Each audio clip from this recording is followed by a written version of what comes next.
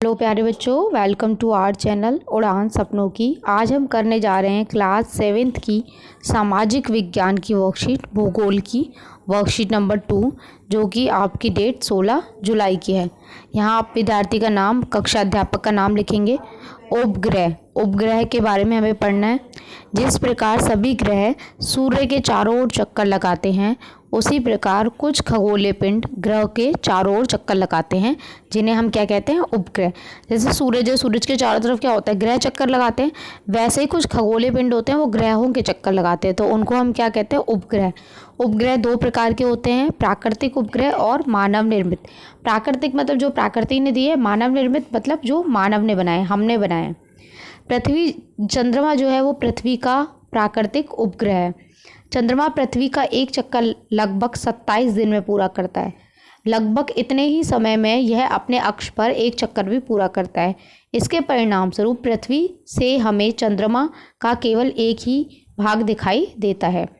चंद्रमा का जो व्यास है वो पृथ्वी के व्यास का केवल 1/4 है।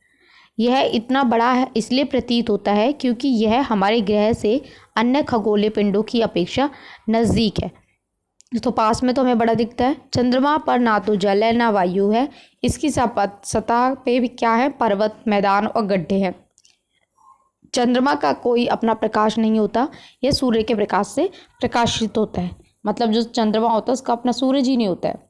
नीचे दिए गए चित्र में सूर्य, पृथ्वी और चंद्रमा का नामांकित करें। तो भाई ये हमारा क्या है, पृथ्वी हो जाएगा, ठीक है, और ये आपका क्या है, सूरज, और ये चंद्रमा। तो ये आप कर लेंगे यहाँ से। देखिए ये सूरज है आपका, ठीक है, ये आपकी पृथ्वी है और ये आपका चंद्रमा है। नील आर्मस्ट्रॉन्ग जो थे वो पहले व्यक्ति थे जो उन्होंने 20 जुलाई 1969 को सबसे पहले चंद्रमा की सतह पर कदम रखा। चंद्रमा के बारे में और अधिक जानकारी प्राप्त करने के लिए विभिन्न देशों द्वारा कई प्रयास किए गए। भारत की ओर से 2008 में चंद्रयान और 2019 में तथा 2019 में चंद्रयान चंद्रमा पर भेजे गए। आपने अनुभव किया होगा कि चंद्रमा अलग अलग समय पर अलग अलग आकार और अलग अलग स्थिति में दिखाई पड़ता है। जिस रात प्रकाश आकाश में पूरा चंद्रमा दिखाई देता है वह पूर्ण चंद्रमा वाली रात, यहाँ उसे क्या कहते हैं, पूर्णिमा।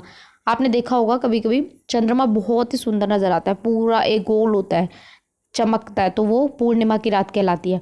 आकाश में जिस रात में चंद्रमा नहीं दिखाई देता है उसे हम क्या कहते हैं, अमावस्या की रात कहते हैं, ठीक है, ब्लैक नज़र आता है पूरा, तो वो अमावस्या की रात हो गई। दिए गए स्थान में रात के आकाश में चंद्रमा की विभिन्न कलाओं का चित्र बनाइए। तो पहला है पूर्णिमा का चंद्रमा, तो आप ऐसे चंद्रमा पूरा बनाएंगे और उसमें कलर कर देंगे, ठीक है, तो ये पूरा चंद्रमा हो गया। फिर आज की रात यानी कि 16 जुलाई की रात को तो चंद्रमा इतना दिख रहा है, तो ये ऐसे बना के इसमें कलर कर देंगे।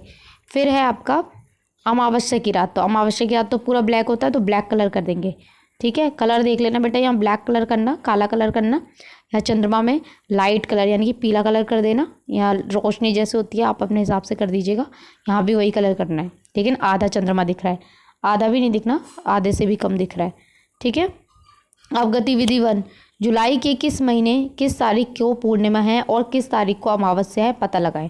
तो भाई जुलाई में कब आपकी पूर्णिमा है, कब अमावस्या है, तो बेटा ये आपको करना है, ठीक है। तो ये आप कैलेंडर में भी देख सकते हैं। तो जो पूर्णिमा है वो आपकी 24 जुलाई की है, ठीक है, और जो आपकी अमावस्या थी वो आपकी 9 जुलाई की है। तो आप यहाँ पे लिख लेंगे और आप अपने कैलेंडर में से भी देख लेंगे। फिर है मानव निर्मित उपग्रह। अब मानव ने जो उपग्रह बनाए उनके बारे में पढ़ लेते हैं। कृत्रिम उपग्रह कहलाते हैं, ये वैज्ञानिकों द्वारा बनाए जाते हैं। इन्हें रॉकेट के द्वारा अंतरिक्ष में भेजा जाता है एवं पृथ्वी की कक्षा में स्थापित कर दिया जाता है। तो ये देखिए रॉकेट से भेज देते हैं, पृथ्वी की कक्षा में उसको बिठा देते हैं। इसकी सहायता से हम ब्रह्मांड के बारे में जानकारी मिलती है।